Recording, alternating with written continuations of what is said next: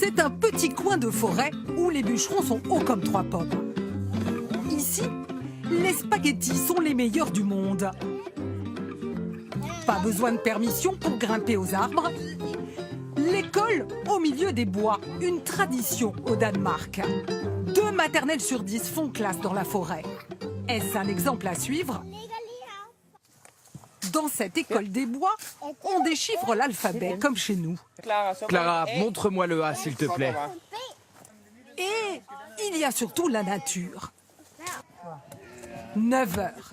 Les lutins sont déjà à pied d'œuvre. Et voici leur chef, le directeur de l'école. Ça bosse ici. C'est une vraie scierie. On enlève l'écorce, c'est pour réparer le bac à sable. Pour ça, Willum, 5 ans, a un outil redoutable. Et pour l'utiliser, il n'a reçu qu'une seule consigne. On m'a dit, fais attention à pas te faire mal. Pour obtenir ce couteau, il a su gagner la confiance de son instituteur. Ils doivent apprendre à se servir du couteau. C'est tout un apprentissage. S'ils se contentent de regarder comment je fais, ils n'apprendront jamais. Tenez, voilà des outils. Prenez celui qui vous convient. Ici, plus on prouve qu'on est adroit, plus on a accès à des outils de grands. Et attention les doigts. Prévenir le danger. Apprendre la confiance en soi. Pour ça, la forêt est un terrain de jeu idéal. Au détour du bois, une scène a donné des frissons.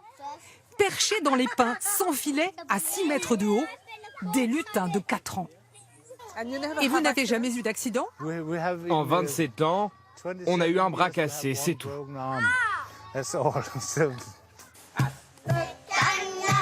sont libres, mais sous surveillance. Et c'est justement ça qui plaît aux parents. Vous savez que votre fils grimpe à 6 mètres de haut tout seul dans les arbres? Oui, je sais. Et ça ne vous inquiète pas? Non, pas du tout. Il fait ça depuis 2 ans et il n'est jamais tombé. Des parents pas plus inquiets de savoir leurs enfants dehors tout l'hiver. Mais l'hiver dehors, il fait froid. Oui, mais on les habille.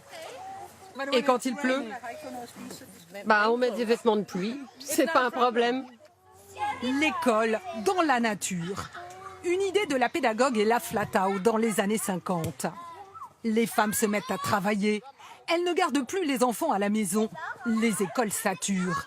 La forêt, c'est la solution pour accueillir plus d'élèves. Des maternelles comme celle-ci, le Danemark en compte plus de 700. Et même les villes s'y mettent, comme ici, à Copenhague. La toilette du soir, pas du luxe pour Vilma. Elle va à l'école de la forêt. Pour cette famille, c'est une question de bon air. Je dirais qu'elle est un peu moins malade que si elle allait à une maternelle classique. J'adore quand elle rentre toute sale de l'école. Un quart d'heure de vélo tous les matins jusqu'à l'école. Puis, une demi-heure d'autocar. Pour Vilma, la clé du bonheur. Elisabeth Kaiser a enseigné pendant 12 ans au CP. Elle a vu ce que l'école de la forêt apporte aux enfants. Ici, on développe l'imagination. Et cela fait des élèves plus indépendants, capables de travailler tout seuls. Et le concept s'exporte des maternelles à la danoise, en pleine nature comme celle-ci. Il y en a aujourd'hui en Allemagne et jusqu'en Australie. Ce n'est peut-être qu'un début.